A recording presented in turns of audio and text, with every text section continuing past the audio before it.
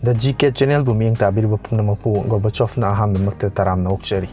Miyeng tabiriba pumnamakna eha pupuning tawgatpiba oina video asibu like tawbiu, channel asibu subscribe tawbiu loinana mayam pumnamakna video asibu loiba bawbutang miyeng tabiu.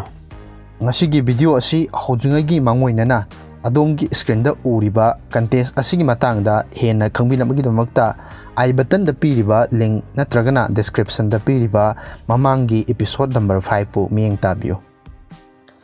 Ngasigi video asi matang asida haujarage.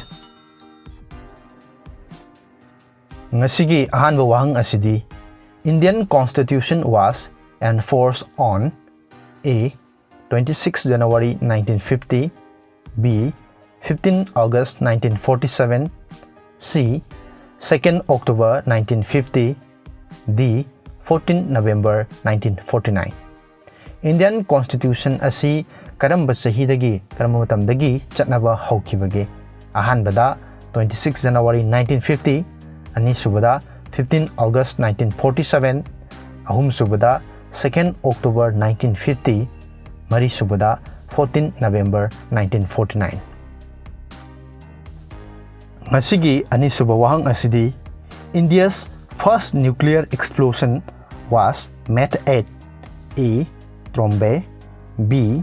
Jaisalmer, C. Pokhran, D. Mount Abu.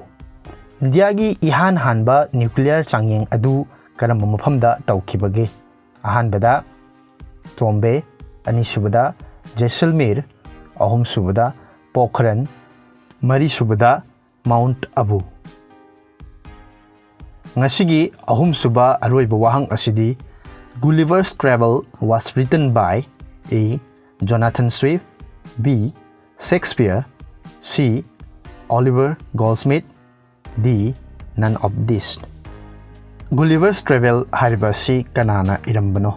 Ahanbada Jonathan Swift, anisubada Shakespeare, ahum subada Oliver Goldsmith, mari subada mathakta palibasing asi amata nate. Mathakta pankriba wahang ahum asigi adom-adomgi achumba paokhum adu mathangi numitki mudang wairam pung mari phawgi mamangda comment tawbirao.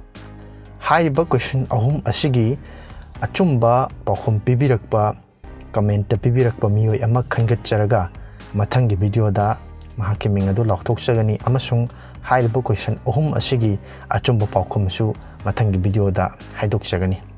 Loinana channel asida hariba video asi numit khudingi numidangi pung 9 taba matamda thadokcharakani. Mamangi episode ta hangjakhiba wahang ahum ahanbada Paris is situated on the bank of A. Danube, B. Rhine, C. Tigris, D. Seine. Hariba wahang asigi achumba paokhumdi D. Seine. Anisuba wahangda Tropic of Capricorn does not pass through A. Bolivia, B. Chile, C. Brazil, D. Argentina.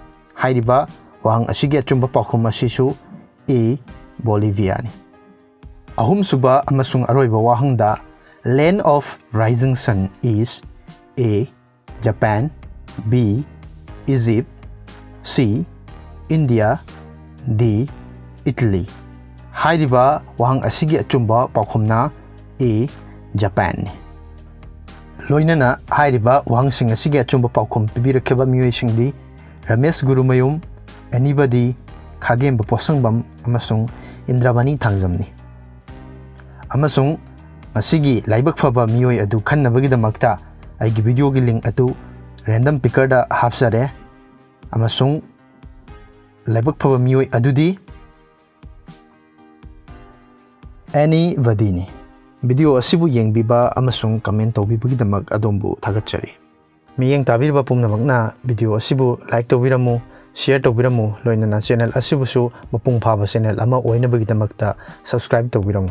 Miyeng tabiriba pumnamakpu asigi oinadi kainanaba yathang nijari mathangi video da amuk thengnarasi mayam pumnamakpu Gorbachov na amuk hanna thagatpa phongdokchari.